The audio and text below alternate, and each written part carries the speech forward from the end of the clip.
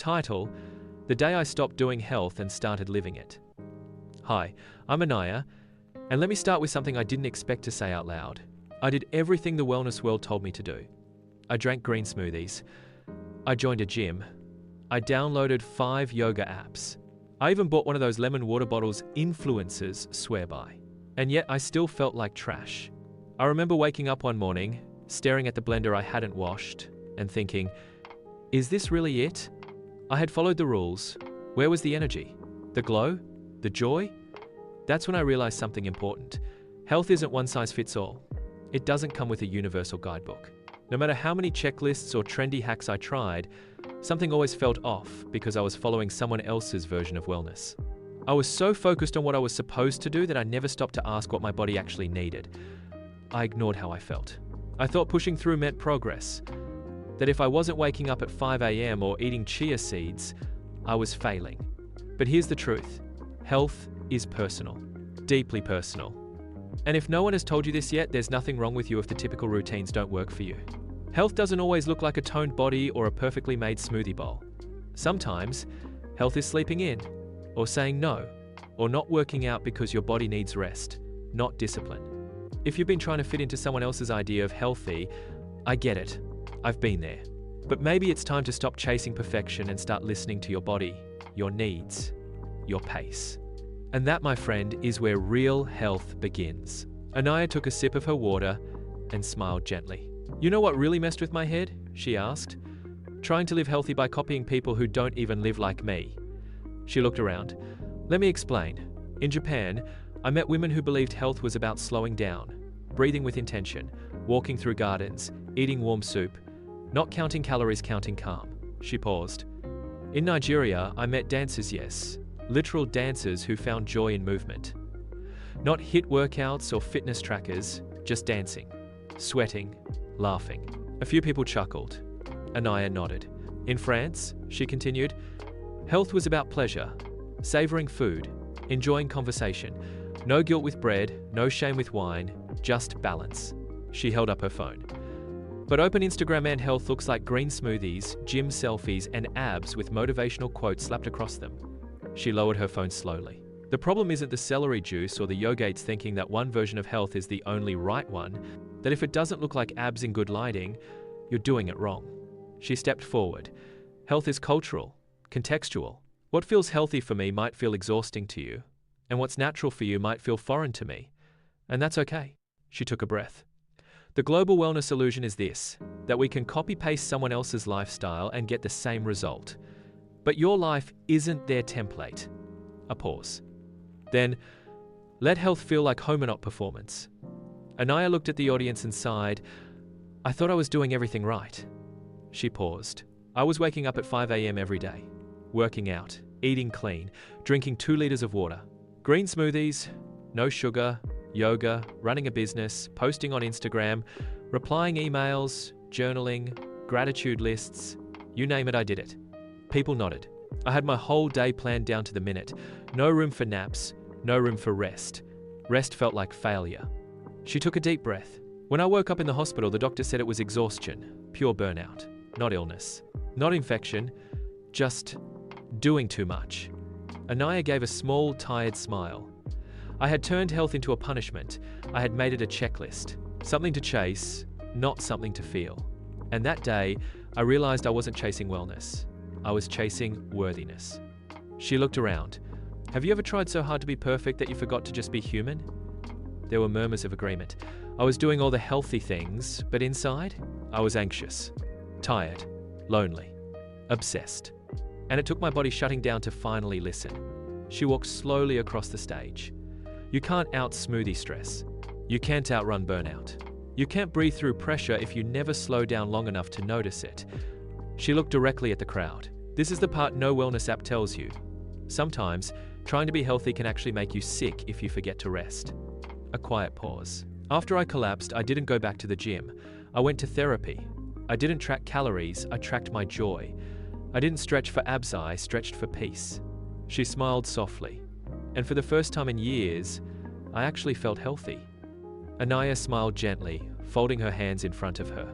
After the burnout, I spent months unlearning everything I thought I knew about health. She took a sip of water and continued, and if I could go back in time, I'd whisper 3 truths to younger me. And maybe to some of you too.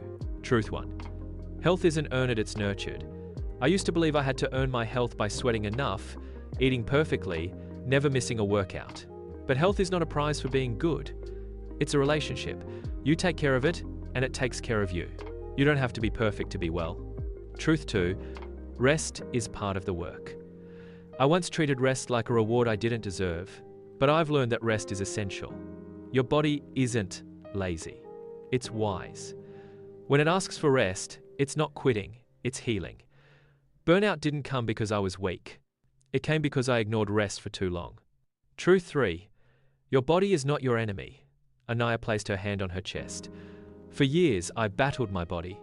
I punished it when it was tired. I starved it when it asked for more. I criticized every part of it in the mirror. But now, I see my body has always been on my side. Even in the collapse, it was saying, "Please slow down." She paused. You can't hate yourself into healing. You can't bully your way into wellness. The path forward isn't force. It's kindness. Anaya looked around the room and smiled. These truths aren't fancy. They won't go viral on Instagram. But they saved my life. After all the breakdowns, burnouts, and should-haves, I stopped chasing perfect health. I started asking, what actually works for me? So here's what I do now. It's not fancy, it doesn't glow in Instagram filters, but it works and it feels real. First, 10-minute daily walks. Not power walks, not tracked on an app, just me, walking slowly around my block, listening to birds or street noise or silence. Sometimes I walk with music, sometimes I walk with my feelings, and that's enough. Second, food without guilt. I stop labeling meals good or bad. I eat what feels kind to my body. Yes, I eat salad. Yes, I eat cake. I've learned that joy and nutrition can sit at the same table. And I never say, I'll burn this off later. My body is not a punishment zone. Third, therapy chats like they're gym sessions. I show up, I sweat emotionally, I grow. Mental health isn't optional. I used to journal in the dark, now I talk it out. No shame. Finally, social media breaks. I used to scroll and compare bodies, lives, skin, routines. Now, I unfollow what makes me feel small. I log off to check in with myself, not strangers. This isn't a magic routine.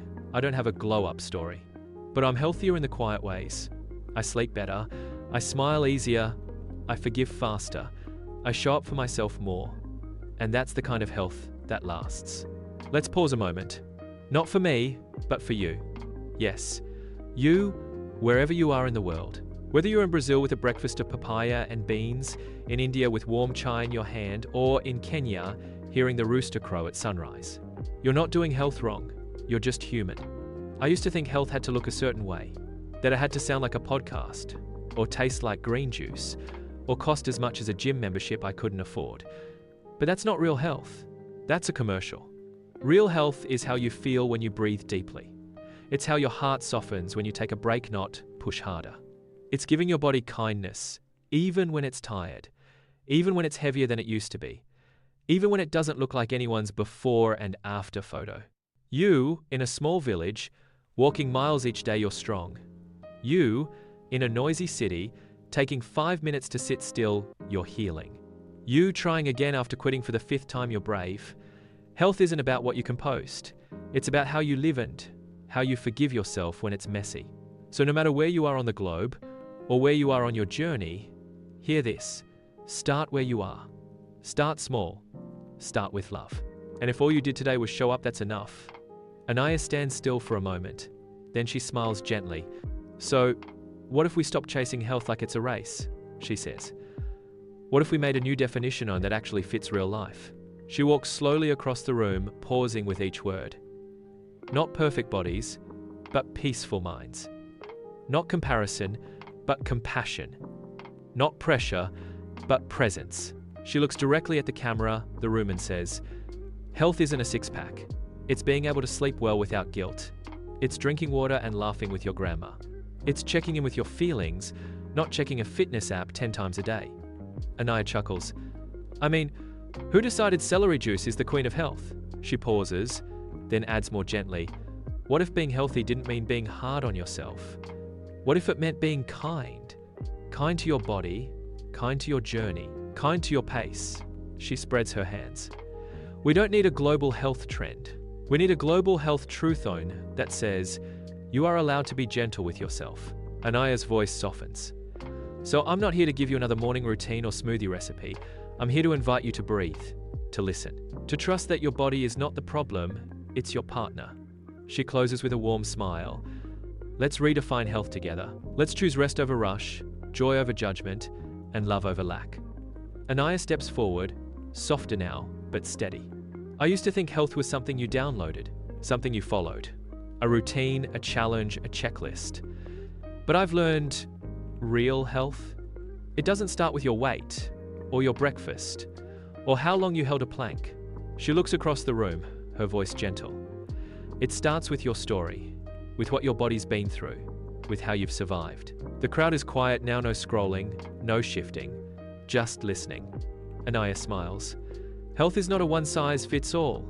It's not some shiny photo on a fitness page. In Brazil, health might mean dancing through the heat.